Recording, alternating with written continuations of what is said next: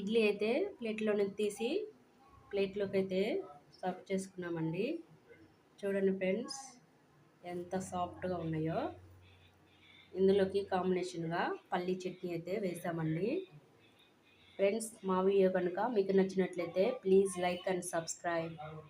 Friends దూదుల్లాంటి మెత్తటి ఇడ్లీ తయారు చేయడానికి ఇడ్లీ బ్యాటర్ అయితే రెడీ అయిందండి. ఇడ్లీ బ్యాటర్ తయారు చేయడానికి 1 కప్పు మినపగుళ్ళకి 2 కప్పులు ఇడ్లీ రవ్వ, చిటికెడు మెంతులు అయితే వేసి ఇడ్లీ బ్యాటర్ అయితే తయారు చేసాము. ఇప్పుడు ఇడ్లీ అయితే పెడదాము. ఇడ్లీ పిండి అయితే ప్లేట్లో ఇలా ఫిల్ చేసి పెట్టుకున్నామండి.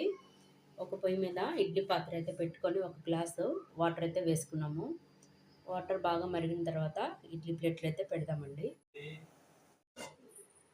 ఫ్రెండ్స్ ఇడ్లీ చూడండి చాలా సాఫ్ట్గా